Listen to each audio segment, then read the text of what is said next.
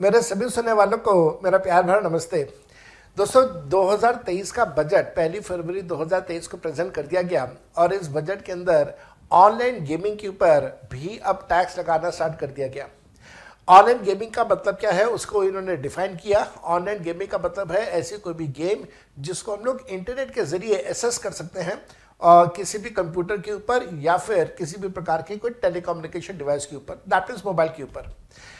Online gaming के बहुत सारे प्लेटफॉर्म्स हैं, कुछ इंटरनेशनल प्लेटफॉर्म्स हैं, कुछ इंडिया के प्लेटफॉर्म्स हैं। अगर हम लोग इंटरनेशनल प्लेटफॉर्म्स की बात करें जो पूरे वर्ल्ड में चलते हैं उनमें कुछ नाम आते हैं जैसे मिनी क्लिप है, बिग फिश है, आर्मर गेम्स है।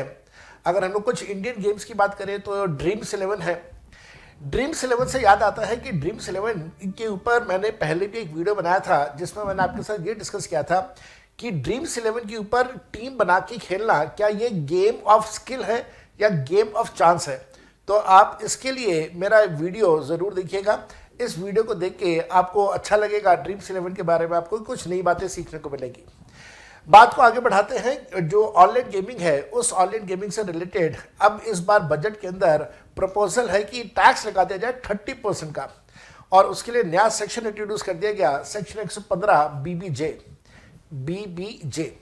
ये जो सेक्शन 115 बीबीजे है इसने हमें ये कहा कि जो नेट विनिंग्स है हम उस नेट विनिंग्स के ऊपर टैक्स लगाएंगे 30% का।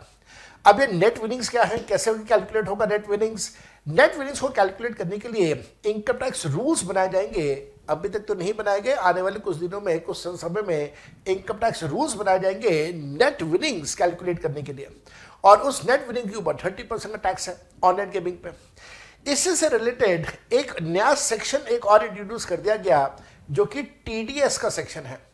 कोई भी प्लेटफॉर्म जो ऑनलाइन गेमिंग ऑर्गेनाइज कर रहा है, जब वो ये पैसा देगा विनर को तो वो पैसा देने से पहले टीडीएस काटेगा। टीडीएस किस रेट पे होगा? कानून के अंदर लिखा, जो नया सेक्शन आया टीडीएस का वो है सेक्शन 194 BA, और सेक्शन 194 BA के अंदर लिखा कि रेट्स इन फोर्स के ऊपर टीडीएस होगा। वो रेट्स इन फोर्स क्या होगा? डेफिनेटली वो रेट इन फोर्स भी 30% का ही माना जाएगा। साथ साथ में ध्यान रखेंगे कि ये जो टीडीएस होगा ये होगा उस अमाउंट के ऊपर जो उसके यूजर अकाउंट के अंदर होगा। अभी यूजर अकाउंट क्या है इसके बारे में भी सेक्शन के अंदर डिस्कशन किया गया है। साथ साथ में अगर ये विनिंग्स काइंड में है तो क्या होगा? अगर ये विनिंग्स काइंड में है तो विनर को ये कहा जाएगा कि आप 30% के अमाउंट के बराबर का टैक्स पे करिए। उसके लिए एक चालान यूज होता है, चालान नंबर 280 280, जिसको एडवांस टैक्स के लिए भी हम लोग यूज करते हैं। तो आप अपना चालान के थ्रू अपना टैक्स पे करिए 30% का, वो टैक्स का प्रूफ सबमिट करिए और उसके बाद वो काइंड या वो जो प्रोडक्ट है वो रिलीज किया जाएगा।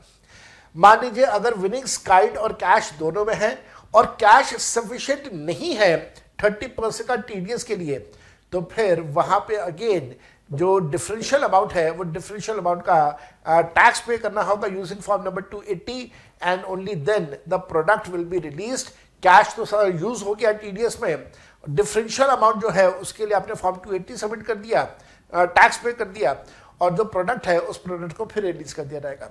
अगर विनिंग्स आपकी 100% कैश में है तो फिर जितना भी आपका कैश का विनिंग्स है वो कैश के विनिंग्स के ऊपर आपका 30% का टीडीएस और बाकी का अमाउंट आपको पे कर दिया जाएगा। तो इस बार दो नए सेक्शन आ गए ऑनलाइन गेमिंग से रिलेटेड। एक है सेक्शन 115 बीबीजे और दूसरा है सेक्शन 194 BA।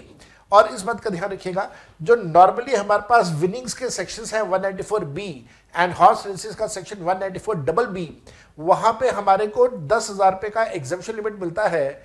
194 BA जो नया सेक्शन आया वहां पे 194 BA के अंदर 10,000 का एग्जम्पशन लिमिट भी नहीं है।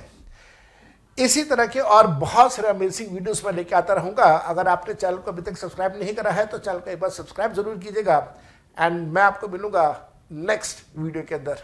Bye bye.